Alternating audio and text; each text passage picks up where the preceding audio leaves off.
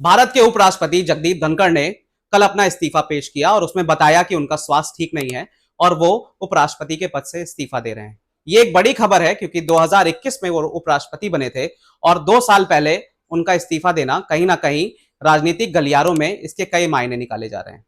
हम आपको बताते हैं इनके प्रारंभिक जीवन के बारे में। जगदीप धनखड़ ने जो है अपनी शिक्षा चित्तौड़गढ़ से हासिल करी और उसके बाद उन्होंने पहले फिजिक्स से बीएससी किया, उसके बाद एलएलबी किया। 1979 में वो एक वकील बने और 1990 आते आते तक उनका जो बड़े वकीलों में नाम है वो नाम उनका शामिल हो गया। 1989 में वो जनता दल से एंट्री किया और जनता दल से लोकसभा सांसद चुने गए झुंझुनू से। 1991 में वो संसदीय कार्य क्षेत्र मंत्री बनाए गए कैबिनेट में, सेंट्रल में चंद्रशेखर की गवर्नमेंट में। और उसके बाद उनका राजनीतिक जीवन था वो एकदम रिवाइव हो गया और उसके बाद राजस्थान से वो विधायक भी चुने गए 1993 से लेकर 1998 तक।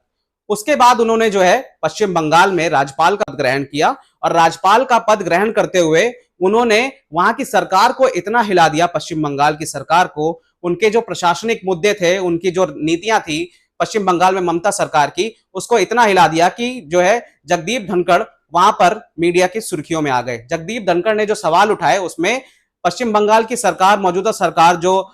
ममता बनर्जी की सरकार है, उस पर सवाल उठाते हुए बताया कि किस तरीके से ममता बनर्जी जो है वो चाहे विश्वविद्यालय में कुलपतियों का चयन हो, चाहे प्रशासनिक सेवाएं हो, किस तरीके से हस्तक्षेप करती है। और शायद यही एक वजह रही कि ममता बनर्जी ने एक समय पे ट्विटर पे उनको ब्लॉक भी कर दिया। लेकिन जगदीप धनखड़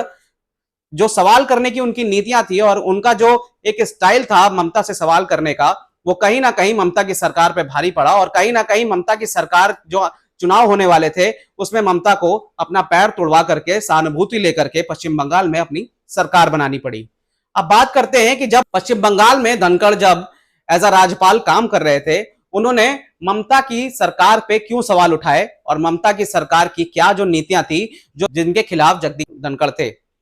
ममता ने कई बार यह आरोप भी लगाया धनखड़ पर कि वो बीजेपी के आदमी हैं या बीजेपी की कठपुतली हैं और वो बीजेपी के लिए काम करते हैं। लेकिन ममता सरकार की ये सारी जो दलीलियां थी वो कहीं ना कहीं धनखड़ पर कोई असर नहीं डाल पाई और धनखड़ ने 17 जुलाई 2022 को एज अ राज्यपाल पश्चिम बंगाल से इस्तीफा दिया और 6 अगस्त 2022 में वो भारत के उपराष्ट्रपति बन गए। अब सोचना आपको यह है कि भारत का एक ऐसा उपराष्ट्रपति जो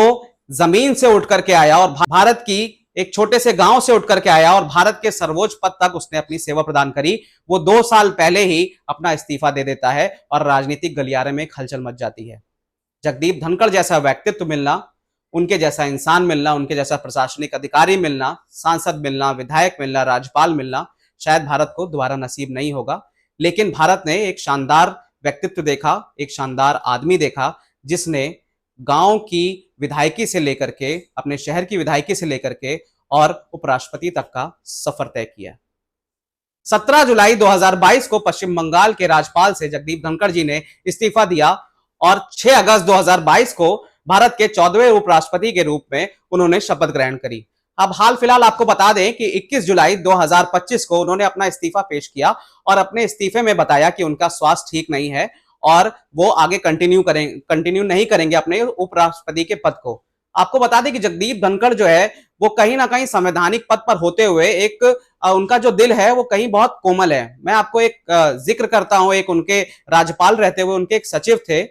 जिनका आवास जो है वो लखनऊ में है। अभी उपराष्ट्रपति का दौरा जो है कुछ महीने पहले लखनऊ में हुआ और जब उनके दौरे के बारे में जानकारी करी गई तो उस दौरे में वो कुछ काम से आए थे और उस काम में उन्होंने जो सचिव थे उनके पिताजी बीमार थे और उनके पिताजी 2nd फ्लोर पर रहते थे निशादगंज की बालदा कॉलोनी में।